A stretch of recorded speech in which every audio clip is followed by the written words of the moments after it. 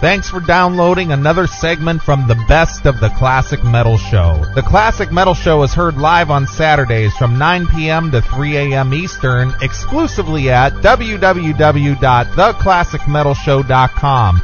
And now here's another piece of Classic Metal Show history on the Best of the Classic Metal Show. The Classic Metal Show. That's twisted from the CSB. Because I absolutely refuse to try to pronounce that last band name there, and maybe the guy on the phone can basically shed some light on that. And we want to welcome from the CSB, Allan Cotton. Right, Al? That's right. Hey, guys. Hey, Allan, we're glad to have you on the Classic Metal Show. Have you been listening to the show at all? I sure have. Have you gotten you crack on the name? Have you gotten a lot of chuckles out of our bumbling around with your band name? Let me explain. It's Soeterboek. Soeterboek. You guys were so close. You had it. Why don't you just spell it Soeterboek? Because that's the way he spells his name. That's Robert's name. It's a Dutch name. The reason we came up with the name, it's like Cotton, that's definitely a Southern name. Soeterboek, that's definitely a European name.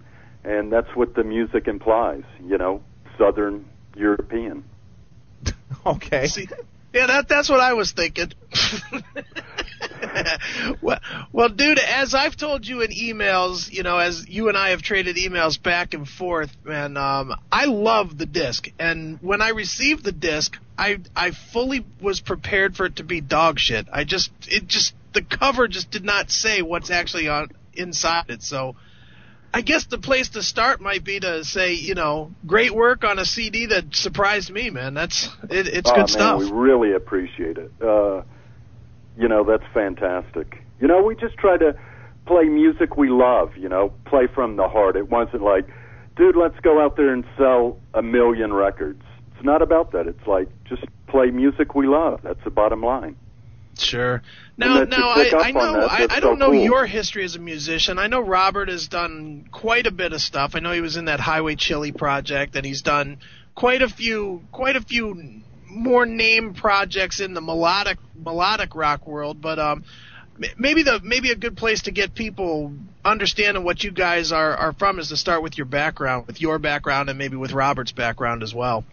Well, my background was mostly, I was slugging it out in L.A. along with all the other bands, and I hooked up with the guitar player, Maestro Alex Gregory, and he plays a lot like Yngwie style, and so I did that for a few years, and then I just got into doing session work because you got to pay the bills. So, man, I just did that for years and years, and I decided, you know what, I'm going to put a new band together. So Robert's name came up, someone recommended him, and I called him up, and basically that was it. He lives in Holland, so he jumped on a plane the next week, and that was it. That's we cool, just man. Hit it off. Now, obviously, listening to what you guys are doing, you guys are certainly not doing the trendy, hey, we want to be the next era of Stained. Exactly. You guys are clearly a throwback band to the greats of hard rock. Your Deep Purple, your early Whitesnake, like Love Hunter era type Whitesnake.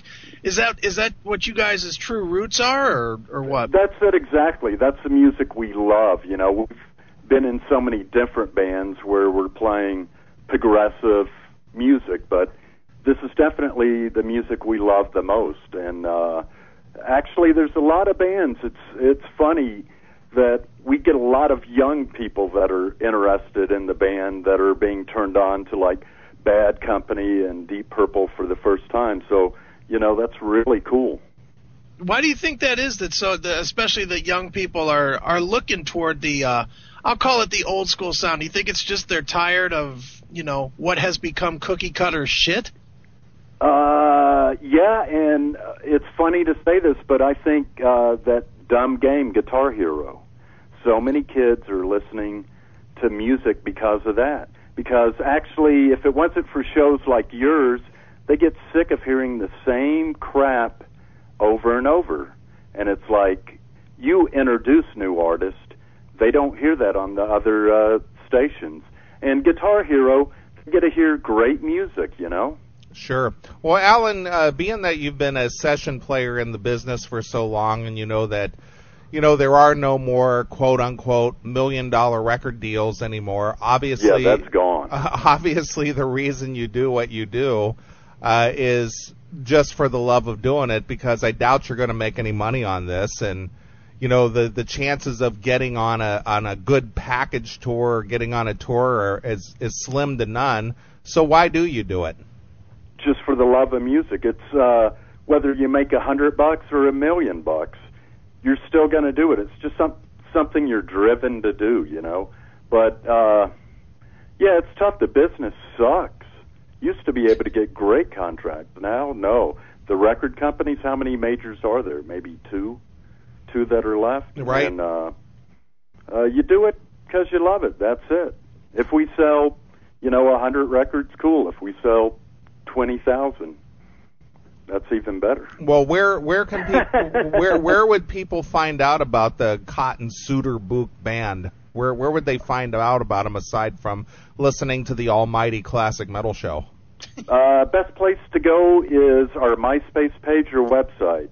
It's www.cottonsoeterboekband.com, and we always keep it updated with the latest news. And we're going to start recording the next album like really quick, because this album took so long to make. So as soon as that's done, we're going to hit the road. We're going to tour Europe. So that's the game plan right now. Sure. Well, needless to say, are you guys self-financed? I mean, do you put all your own? It's a self-financed band, and we've got a lot of good people working with the band, but it is self-financed. So, we're going to do it one way or the other. Like you said, you do it because you love it, and, hopefully people will pick up on that.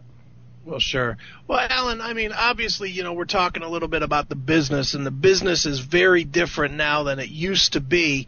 And I mean, for the most established bands, there's still money to make with sales and with, branching out with the new mediums and stuff, as far as, downloadable stuff and, and that type of a thing. But for a band that's not established yet, like yourselves, is it difficult? I don't want to get into the money part of it, but is it difficult to find avenues of exposure because for a band that people don't know your name right off the bat, music is kind of devalued almost to nothing these days. It is, and when you look on the web and you see your music bootlegged already before it's in stores, which happened to us, and it's like, dude, we're a small band, that just, that kills you. It's like, dude, people are bootlegging your music already. But the way we set it up like our own record company with our own publicist, radio promotion, and, you don't need anybody else when you've got people like that. You don't need a major label. So that's how we're going about it. That's cool, man. Now, obviously, man, with you here in the States and with Robert over there in pot smoking country, I mean, yeah, it's definitely clear that you can hit both avenues. The European market and the American market. Are you finding more or less success in the U.S.? Yeah, Europe has really been a lot more open. It's really hard to get the door open here in the U.S. It's like there's so many bands, and you probably get, 1,000 CDs a week, So it's really hard to get anyone to listen to the CD, whereas in Europe, and it really amazes me, the people in France, man, they love the album. We've probably sold more albums in France, and Holland, of course, than anywhere else. Amazing.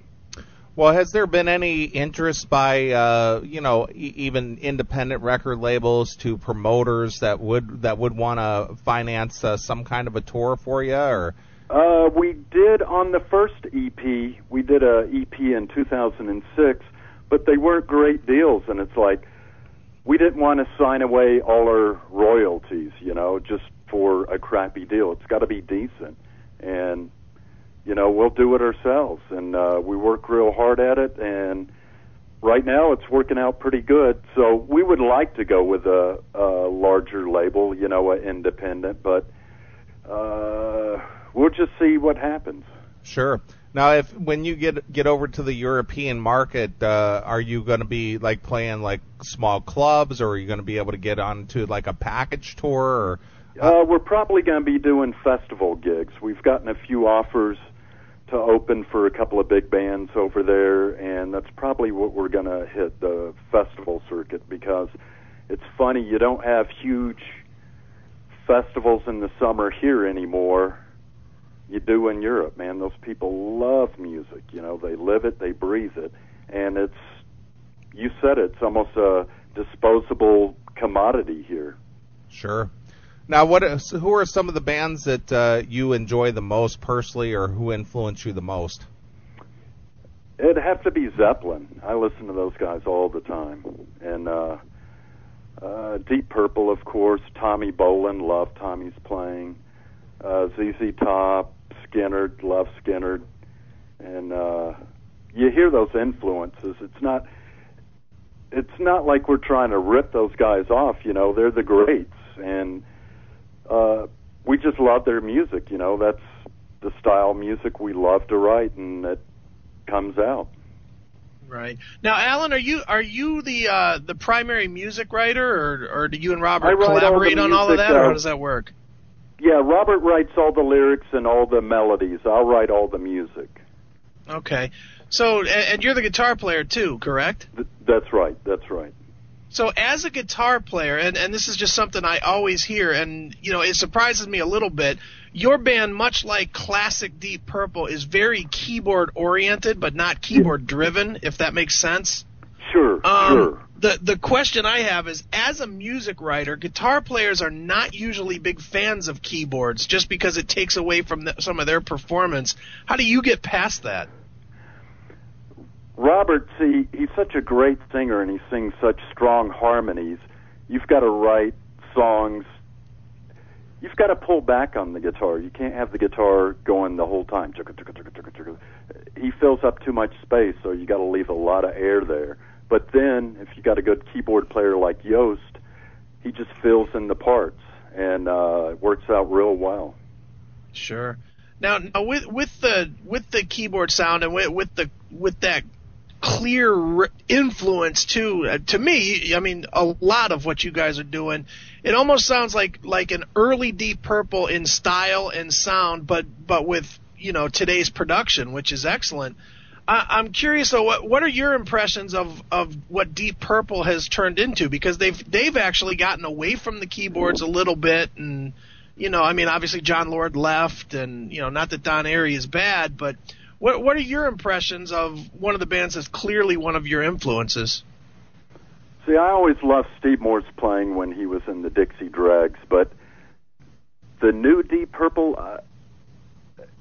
If I'm going to listen to them, I'm going to break out like Burn. I'm going to break out Stormbringer, old Deep Purple. That's the stuff I grew up on. That's the stuff I just love, So I don't listen to them that much. Cool, Allan. Well, once again, why don't you tell people where they can find out about the Cotton Soeterboek? Am I saying that again right? That's Soeterboek. That's right. Soeterboek. I'm gonna put that on a Word document and I think big letters right in front of me on my screen so I could say it right. Soeterboek Band. Where can there people you go. That's perfect. Where can people find you? Buy your CD, get your music, get info, blah blah blah. Tell us all about it. Best place if they're listening to you in Europe, then go pretty much in any record store. It's available all through Europe. If they're here in the States, then go to our online store, www.cottonsoeterboekband.com, and pick up a copy. Cool. All right, Allan, anything else about the band or your music or anything you want the fans to know about that we haven't covered here on the show? I think you got it, man. I really appreciate you guys having us on, though. Well, you better, goddammit. We're the biggest metal show in the world. I hope you realize that. You got it, brother. Well, Don't I get a question about Lemmy? Yes. It's coming up here. How has Lemmy from Motorhead influenced your career? I've had a lot of drinks with that guy at the Rainbow, and it's like the coolest thing about that guy is this the unrated show? Yes, this is the unrated show. There you go. So he says, what the fuck, he lives his life the way he wants to. So, you got to admire that about the guy. Well, that among other things, but Lemmy's a cool guy, and everybody seems to love Lemmy. Gotta love Lemmy. All right, Allan, we appreciate you taking the time to talk to us here on the Classic Metal Show, and as always, we let our guests pick a closing song and maybe tell us a story about it. How about Colorado? Okay, well, what about Colorado? It's just a beautiful place, and we're just sitting out in the front yard drinking a beer, and the song just hit us, so hopefully people will pick up on that. All right, excellent. All right, well, go pick up the Cotton Soeterboek Band CD. You got it. And here it is. This is Colorado exclusively here on your Classic Metal Show. Thanks for checking out the best of the Classic Metal Show. You can tune into the Classic Metal Show live every Saturday night from 9 p.m. to 3 a.m. Eastern, exclusively at www.theclassicmetalshow.com. Classic Metal Show.